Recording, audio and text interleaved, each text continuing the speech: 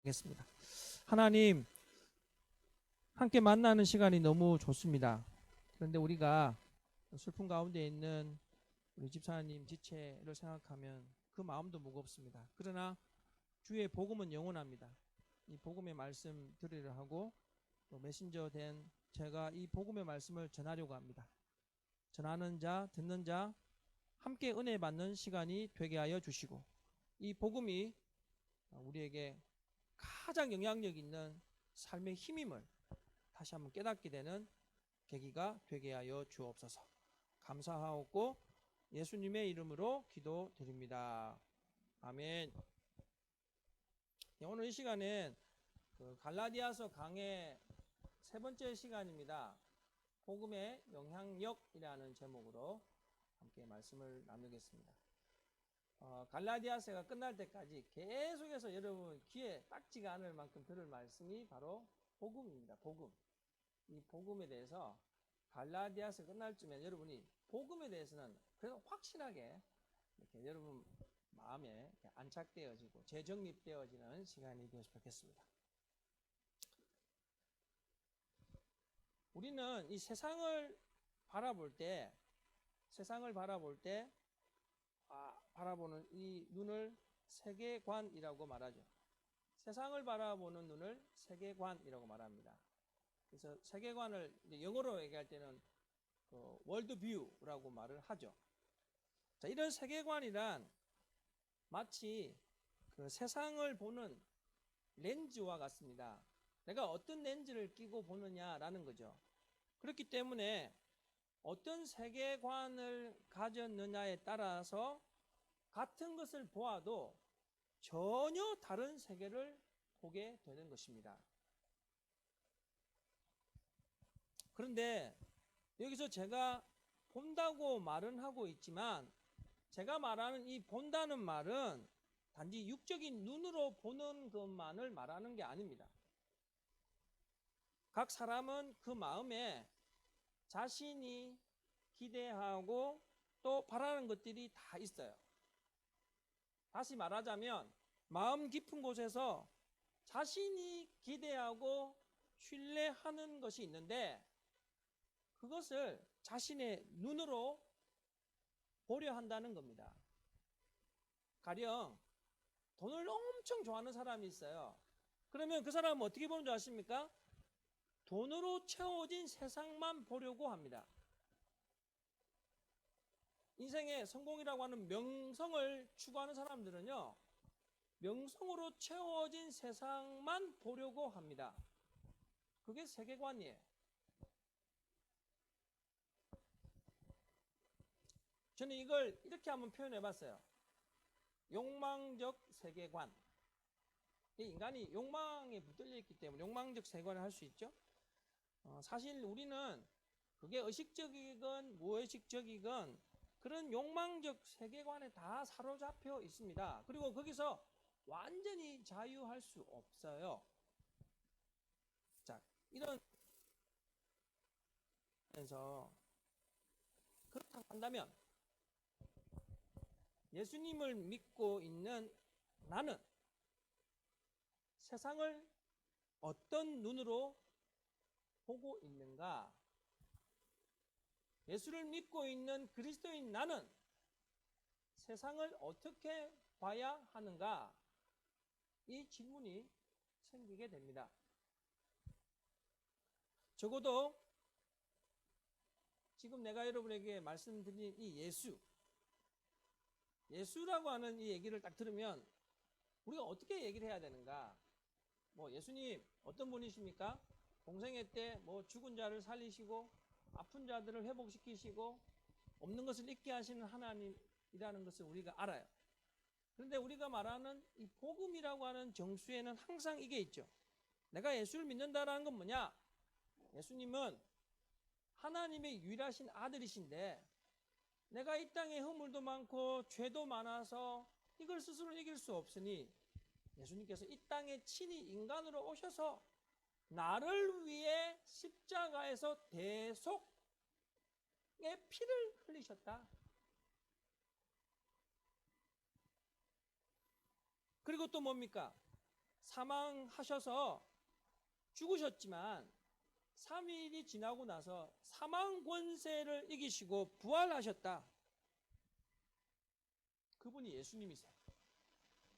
그래서 복음을 얘기하자고 얘기하면 그 얘기부터 빠지면 안 돼요. 예수님은 나를 위해 십자가에서 죽으셨다. 그럼 뭡니까? 그 죽음이라고 하는 사탄의 권세, 어둠의 권세에 매몰되신 게 아니라 3일 만에 다 그 권세를 이기시고 부활하셨다. 내가 그분을 믿는 거예요. 십자가의 그 고난과 부활의 영광을 우리는 복음이라고 말하는 것입니다. 자, 그런 예수님을 믿는다면 복음 자체이신 이 예수님이 우리의 세상을 보는 렌즈가 되는 것입니다.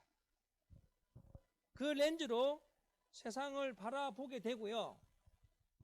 그 예수가 내 안에 렌즈가 되면 그렇게 바라볼 수밖에 없어요. 이것을 뭐라고 말하느냐? 복음적 세계관이라고 말합니다. 자, 그러면 우리는 이 땅에 살면서 어떤 눈을 가지고 있느냐? 첫 번째 눈은 어떤 눈입니까? 욕망적 세계관. 두 번째 눈은 어떤 눈입니까? 복음적 세계관이에요. 제가 설교를 준비하면서 대체 복음이 뭐냐는 거죠. 제가 이런 얘기를 들려주고도 대체 복음이 뭐지? 내가 어떻게 설명을 해야 되지? 이 고민이 돼요. 갈라디아서 얘기를 좀 하시죠. 이 배경 얘기를 좀 해야 되는데, 갈라디아 지역, 지금으로 말하면 터키 소아시아 지역이죠. 이 지역에 바울이 이제 복음을 전할 때 그 당시 대부분의 사람들이, 그 사람들이 헬라에 살고 있던, 어디 살고 있던 대부분이 다 유대인들이 많았어요. 그러다 보니까 바울이 복음이라고 외쳤던 것이 진짜 그들에게 복음, 기쁜 소식으로 다가왔었을 겁니다. 왜냐하면 유대교는요, 율법의 종교예요. 유대교라고 하는 것을 믿는다, 신봉한다라고 말을 하면 그 사람이 율법을 얼마나 잘 지키느냐를 가지고 그들의 믿음의 척도를 얘기하는 거거든요. 그러니까 얼마나 그들에게 율법이라는 것이 정말 크나큰 짐이었겠습니까? 근데 바울이 말합니다. 야, 그런 거 지키는 게 구원받는 게 아니라 믿으면 구원받는다고 하니 그들에게 얼마나 큰 자유가 소망이 생겼겠습니까? 제가 어제 지난주에도 말씀드렸지만 그것도 잠깐이에요. 사람은요, 익숙한 것으로 다시 관성의 법칙이 있어요. 익숙한 것으로 다시 돌아오고 싶어요. 예전에 그런 걸 많이 봤죠. 교회에서 항상 새로운 것들을 시도할 때 전통 교회가 하는 말이 뭔지 아세요? 운동이라고 말해요. 운동은 뭡니까? 막 하다 보면 지쳐요. 그래서 운동은 조금 하다 보면 지치기 때문에 교회가 막 새로운 것들을 막 시도할 때 무슨 운동 그래. 왜냐하면 제가 하다가 지쳐서 그냥 다시 없어진다는 거예요. 그럼 맞는 것 같아요. 근데 그게 꼭 진리만은 아닌 게 교회는 항상 변해야 됩니다. 그래서 이제 우리 개신교를 개혁교회라고 말을 하거든요. 개혁교회. 근데 이 개혁교회라는 말이 뭐냐? 영어로 두 가지가 있어요. 리포밍이 있고 리폼드가 있어요. 그러니까 개혁되어졌느냐, 개혁되어지고 있느냐, 이 논쟁이 계속되어지는 거죠. 자, 그런데 아무튼 그런 사람들이 익숙한 것으로 다시 돌아오면서 하는 말이, 야, 바울이 말하는 그 복음이 너무 쉽다는 거예요. 이게 함정인 거죠. 믿기만 하면 된다는데 율법에 그렇게 익숙하게 젖어 있던 사람들이 믿기만 하면 구원받는다고 하니까 처음에는 아주 너무 좋았는데, 야, 이거 진짜야? 라고 생각한다는 거죠. 우리도 어떤 물건을 살 때 그러지 않습니까? 제가 그런 걸 잘해요. 제가 어느 날 저희 어머니 시골에 계신 데 갔는데 그때 5일장이 섰어요.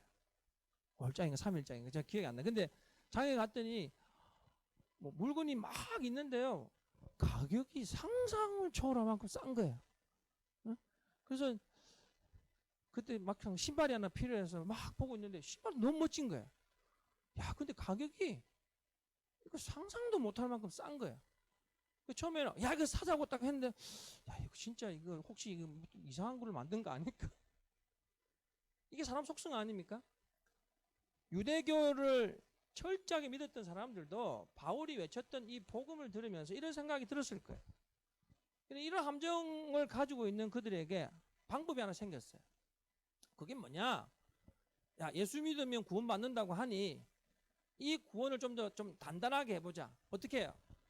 예전에 내가 믿었던 유대교에서 율법을 지키면 된다고 하니 율법도 믿고 예수도 믿고 이걸 뭐라고 말합니까? 누이 좋고 매부 좋고 다다익선입니다. 예수 믿고 율법도 지키고 구원을 더욱더 견고하게 할 수 있는 방법이 생긴 거예요. 여러분 여기 보세요. 다른 복음이라는 게 왜 생겼습니까? 다른 복음이라는 게 왜 생겼습니까? 인간이 소위 말하는 구원받는 방법들을 자기가 만들어가는 거예요. 여러분 그러니 바울의 복음도 있고 다른 복음도 있을 수밖에 없겠죠. 사도 바울이 갈라디아서를 쓰면서 지금 외친 게 뭡니까? 다른 복음 절대 없다. 그럼 뭐라고 말합니까? 저주받을지어다라고 말하는 거예요.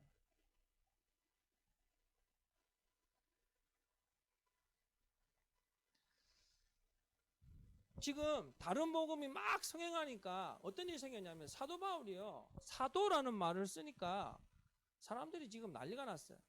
진짜 사도들. 예수님 계실 때 같이 동력했던 그리고 그 예수의 그 전하는 말을 지금 전하고 있는 사람들의 입장에서는 저 완전 가짜거든요. 예수를 만나지도 않았던 사람이 지가 사도라고 하니 그래서 막 화가 나 있는 터에 다른 복음이 막 생기니까 이 사람들이 얼마나 좋았겠습니까? 맞아. 사도 바울이 말한 거 그거 복음 아니야. 그러면서 마음껏 공격했을 거예요. 자, 그러면 보통 사람들 같으면 마음에 좀 시리가 차서 포기했을 텐데 이 사도 바울 보통 사람 아니죠. 복음이 훼손될까봐 다시 강력하게 외친 말씀이 갈라디아서입니다. 오늘 말씀을 제가 여러분하고 나눌 때 오늘 말씀에서는 이걸 얘기합니다. 복음이 어디에서 시작되었는가라는 거죠. 복음이라는 게 대체 어디에서 시작되었는가?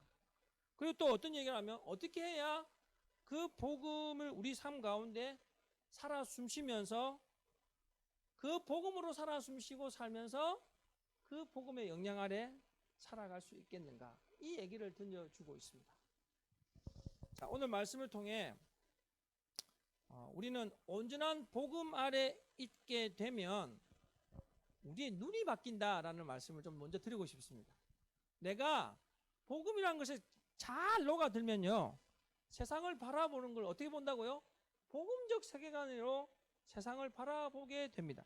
즉 예수님 마음으로 세상을 바라보게 된다는 거예요. 예수님 마음이 어떤 마음인지 아세요? 예수님 마음은 우리가 이야기할 때 기독교를 얘기하면 무슨 종교라고 합니까? 사랑의 종교잖아요. 예수님의 마음, 사랑하는 마음, 긍휼의 마음으로 보는 이런 놀라운 일들이 일어나게 됩니다. 여러분, 시대가 그 어느 때보다 복음이 흔들리는 시대를 살아가고 있어요. 이 시대에 성경에서 주시는 이 복음을 다시 한번 확인하는 건 굉장히 중요한 의미가 있습니다. 오늘 갈라디아서 1장 11절로 17절까지 주신 말씀을 통해서 복음이 어떤 영향력이 있는가를 함께 나누고자 합니다. 먼저 바울이 이렇게 말합니다. 복음이 어디에서 시작되었는가?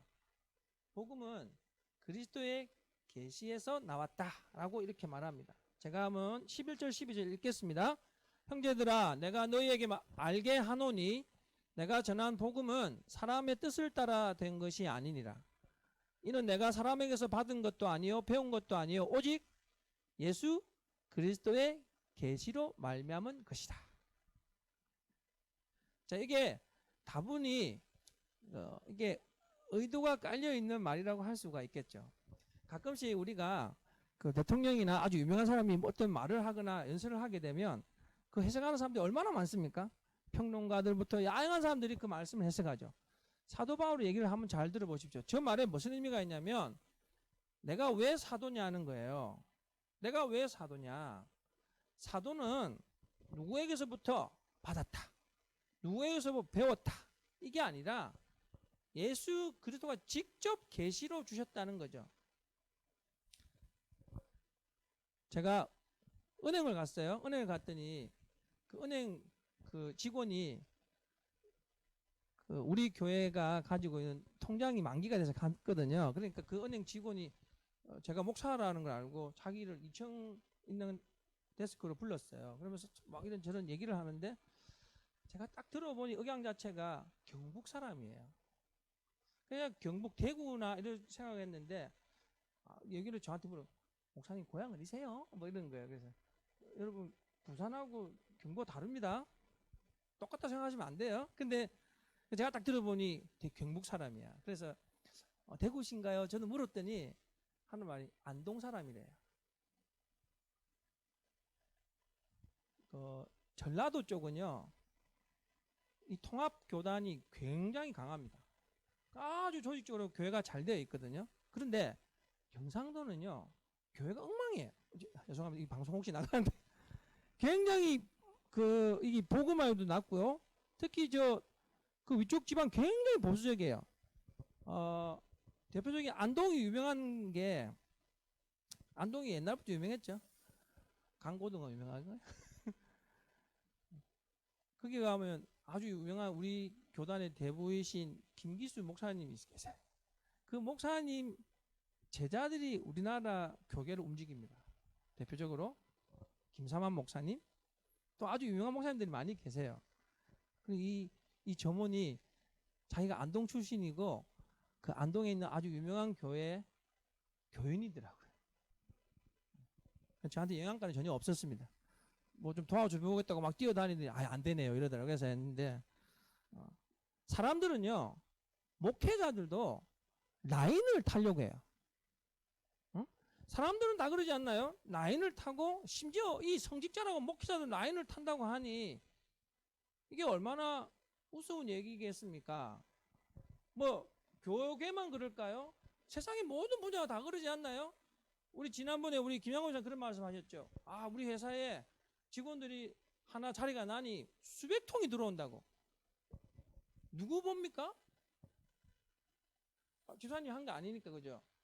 사람이 있잖아요. 그래서 그게 그렇게 무서운 거예요. 그러니 맥 하잖아요. 맥을 못 추네.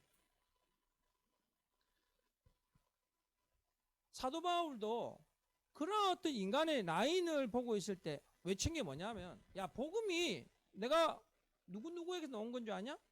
복음은 예수님이 직접 나에게 보여주신 거야.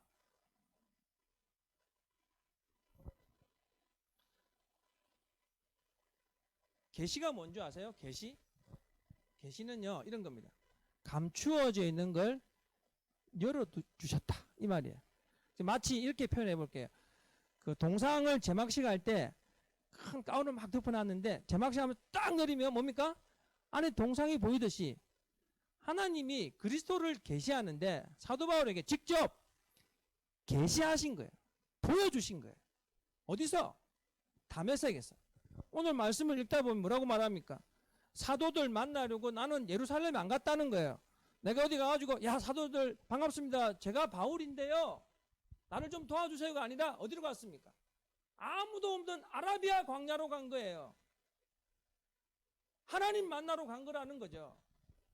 살아계신 예수님 만나러 간 겁니다.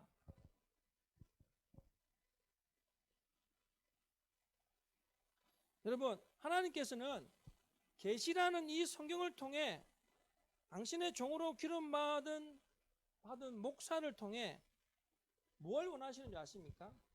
어떤 종교적 행위? 여러분 착각하지 마세요. 교회 안에서 일하는 모든 일들 중에 하나님이 진짜 원하시는 건 뭐냐면 여러분의 삶을 원하세요.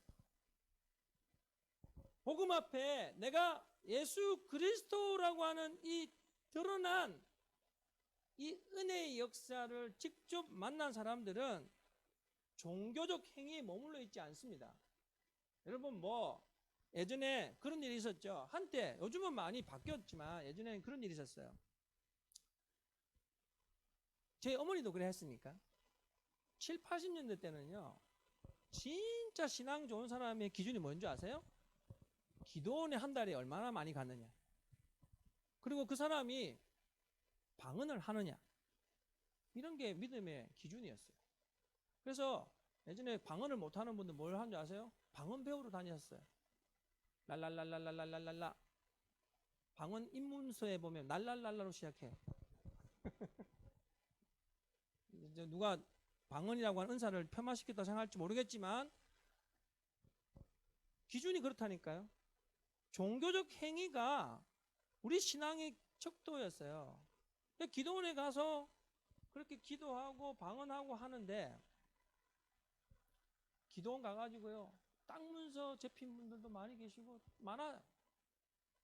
근데 그분들이 현실 세계에서 가정을 외면하고 가정이 무너지고 파탄나고 이런 일들이 얼마나 많은지 몰라요.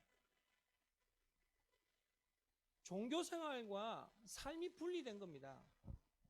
가장 대표적인 얘기를 한번 해볼까요? 일주일에 6일 동안요.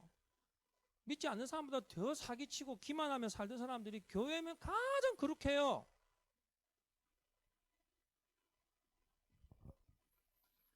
하나님의 계시라는 이 계시는 우리의 종교적 행위를 위해서 주신 게 아닙니다. 바울은 뭐라고 말하는 줄 아십니까? 복음은 직접 예수님께서 하나님께서 나에게 보여주셨다라는 겁니다. 하나님께서 당신의 자녀인 우리에게도 기쁜 소식인 예수님을 주셨습니다. 여러분, 여러분에게 진짜 복음이라는 말을 제가 아무리 많이 해도 각 사람이 복음을 직접 경험해야 됩니다. 제가 복음한가 추상적으로 들리지만 다시 말하면 예수님이 누군가를 경험하셔야 돼요. 제가 살아가면서 제가 목회한 지금 22년째 됐는데 제가 어떤 분하고 깊은 얘기를 하다가 이런 얘기를 했어요. 제가 목사가 된 게 2년 반밖에 안 된 것 같습니다. 타이틀은 목사지만 진짜 목사가 된 게 2년 반 됐다는 말은 뭐냐? 내가 한번 꼬라져 가지고요. 삶의 바닥을 치면서 내가 몸부림치면서 하나님이 나를 세워가는 걸 경험해 보니까 그전에 목회했던 건 목회가 아니에요. 다시 말해볼까요? 내 신앙이 10년, 20년 됐다고 아무리 외쳐본들 그 사람이 예수 못 만나면요. 예수 딱 만나고 나면요. 아, 이게 복음이구나. 이게 능력이구나. 딱 경험하면요. 그때 뭐라고 말하는지 아세요? 내가 전에 믿었던 예수 그거 아무것도 아니었어. 라고 고백되는 거예요.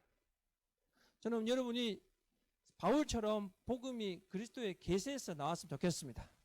어떤 사람 때문에 어떤 인간관계 때문에 이런 게 아니라 정말 하나님께서 은혜로 나에게 주신 그리스도가 나에게 보여줬다. 이 고백이 이 복음의 기쁜 소식이 여러분의 입술에서 터져 나오시길 주님의 이름으로 축원합니다. 사도 바울은 그래서 또 이런 얘기를 합니다. 내가 그렇게 그리스도의 계시를 복음을 통해서 알게 되었는데 그 복음을 경험하다 보니까 두 번째는 이겁니다. 하나님을 향한 열심이 뭐지?를 깨달았다는 거죠. 자, 13절, 14절. 이렇게 있습니다. 내가 이전에 유대교에 있을 때에 행한 일을 너희가 다 알았을 거야. 하나님의 교회를 핍박하는데 앞장섰고 내가 내 동족 중 여러 영갑자, 여기 영갑자는 아주 유망한 사람들이에요. 이 유망한 사람들보다 유대교를 지나치게 믿어서 가말리엘 학파에서도 선두주자였어 라는 말을 들려주는 겁니다. 다시 말하면 나만큼 열심히 있는 사람이 있으면 나와보라는 거예요. 그런데 예수를 딱 만나서 진짜 복음을 경험해 보니 자기가 지금까지 그렇게 열심히 했던 것이 하나님을 향한 열심이 아니라 하나님을 방해했다는 것을 깨달았던 거죠. 자, 오늘 우리에게 중요한 질문이 하나 있어요. 나도 나름 열심으로 교회를 섬겨요. 나도 정말 다른 사람 과 비교할 수 없을 만큼 교회를 위해 헌신해요. 그런데 과연 내가 이것을 가지고 그리스도 앞에서 자랑할 수 있을까를 물어보게 됩니다. 바울은 하나님을 향한 열심은 내가 하나님을 위해 무언가를 행하는 게 아니라 그리스도의 계시로 보게 된 그 예수가 그분은 나를 위해 이 땅에 오셔서 그분은 나를 이렇게 살게 해주셔서 그 하나님을 믿는 믿음으로 사는 삶이 하나님을 향한 열심이라는 것을 깨달았어요. 여러분, 복음이 왜 복음이냐면, 복음이 왜 복음인지 아세요? 복음을 딱 받아들인 사람들은 그 존재 가치를 한번 보셔야 돼요. 내가 누구냐면요, 하나님의 아들 예수를 담보로 살고 있는 자들이에요. 하나님의 아들을 담보로 잡은 사람이라니까요. 은행 가보세요. 대출하려고 하니까요, 담보가 있어야 된대요. 뭘 해도 담보가 있어야 돼요. 그 믿을 만한 담보가 없는 사람들은 대출 못 받잖아요.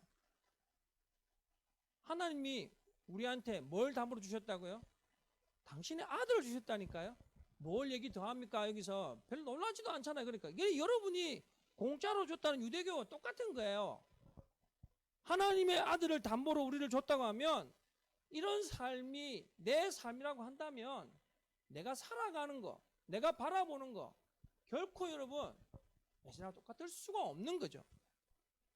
교회를 섬기는 것, 예배하는 것, 믿음으로 사는 것, 이거요 종교적 행위에 절대로 머물 수가 없습니다. 하나님의 아들과 바꾼 나의 삶을 여러분 하나님을 기쁘시게 하는 그 열심으로 채워가시기 바랍니다.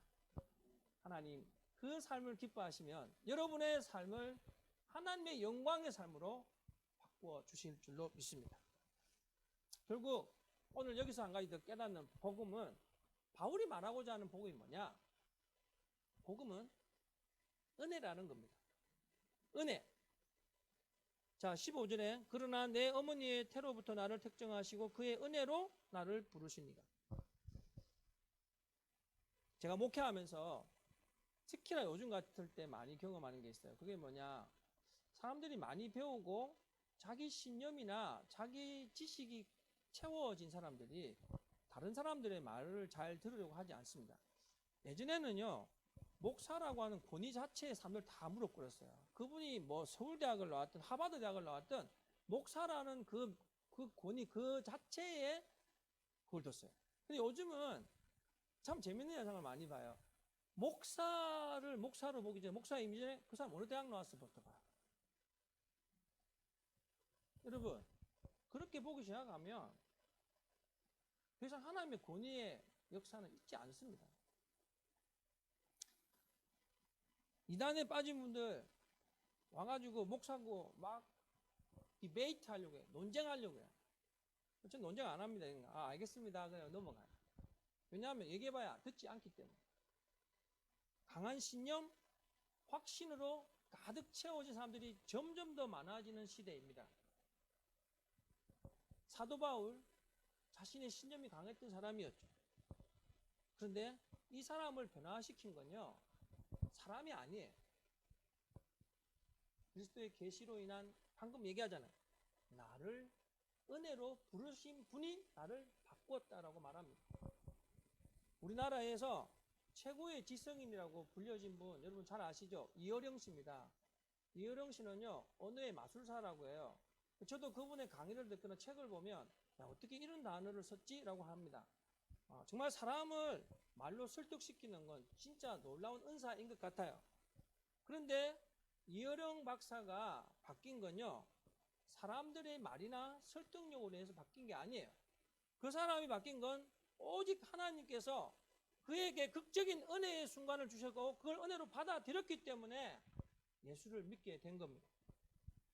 여러분, 복음 앞에 대면할 수 있었던 건 역시 하나님의 우리가 저항할 수 없는 불가항력적인 은혜가 있을 때 우리는 복음 아래 살아갈 수 있습니다. 지난 목요일 날 제가 새벽기도 역대하가 끝났어요.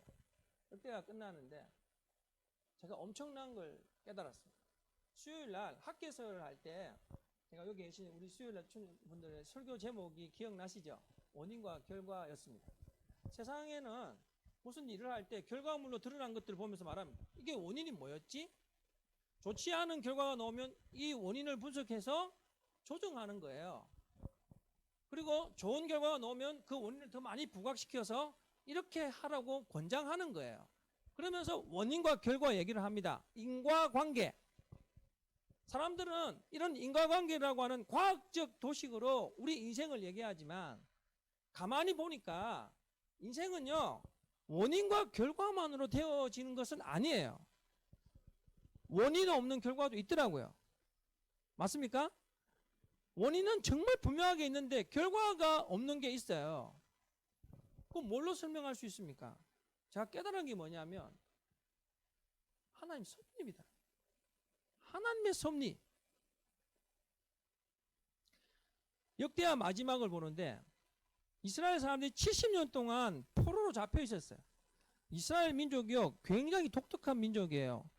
아무리 짓밟아도요, 꿈틀대는 민족이에요. 그러니까 생각해 보세요. 70년 동안 있을 때 혁명파들이 얼마나 많았겠습니까? 독립하려고 혁명하는 거죠. 우리나라도 마찬가지 아닙니까? 일제 36년 동안 짓밟혀 있을 때 독립하려고 얼마나 많이 몸부림쳤습니까? 그런 몸부림이 있었는데 70년 동안 아무것도 못하다가 어떤 일이 있었는 줄 아세요? 아수르가 무너지고 대제국 바벨론이 무너질 쯤에 바사 제국이 형성됩니다. 바사 제국이 형성되는데 그게 원년에 있는 왕이 누구냐? 고레스예요. 하나님이 어떤 일을 하시느냐? 고레스라고 하는 왕의 마음을 감동시킵니다. 뭐라고 말하는 줄 아세요? 이방 왕이 말하는 거예요. 얘들아, 너네 땅으로 돌아가라는 거예요. 그리고 뭐라고 말하는 줄 아세요? 가서 성전 좀 지어라. 여러분, 교회에서 일어나는 많은 일들이 누가 뭐 이것도 하고 저거 하면 원인을 얘기하잖아요. 하나님은요, 생각지도 않은 방법과 상황을 통해서 하나님의 교회를 세워 가시는 거예요. 이게 하나님의 섭리입니다. 하나님의 섭리. 여러분, 제가 왜 하나님 섭리 얘기한 줄 아십니까? 우리 인생은 다 하나님 섭리 아래에 있어요. 하나님 섭리 아래에 있다는 말은 뭐냐? 은혜 아래에 붙들려 있는 인생이라는 거예요. 내가 이거 하고 내가 저거 하고 내가 마음껏 한다고 계획하지만 하나님 섭리 아래에서는 하나님이 오케이 해야 하는 거예요. 성전을 지으려고 보니까 성전 기물이 없어요. 어떻게 짓지? 고레스가 뭐라는 줄 아십니까? 옛날에 느부갓네살 왕이 다 빼앗아 왔던 성전 기물들 다 가져가라는 거예요. 아이고, 큰일 났네. 하나님은 작정하시면 물질도 주시고 사람도 주시고 환경도 이끌어 가십니다. 그러니까 우리 인생이 얼마나 유치하고 저차원입니까? 보이는 것만 보고 판단하는 거예요. 원인이 뭐지? 왜 이런 결과가 나왔지? 여러분, 하나님 보시면요, 이것들 봐라 이래요. 내가 복음을 은혜로 받았다라고 하는 고백이 우리 안에 있으면, 복음의 영향력으로 우리가 살아간다면 우리는 은혜 아래에 붙들려서 이 은혜 아래에서 이 복음의 영향력이 선한 영향력이 되는 것입니다. 오늘 설교 제목이 뭡니까? 복음의 영향력입니다. 여러분, 여러분의 복음이 선한 영향력이 되려면 여러분의 모든 삶이 하나님의 섭리 아래에 있다. 즉, 내가 은혜 아래에 있다라는 고백이 여러분에게 있어야 될 줄로 믿습니다. 사도 바울이 갈라디아서를 통해서 외친 이 복음의 영향력, 여러분에게 선한 영향력이 되어서 다시 한 번 더 이 복음 아래에서 하나님께 영광 돌리는 복된 인생들 다 되시길 주님의 이름으로 축원합니다.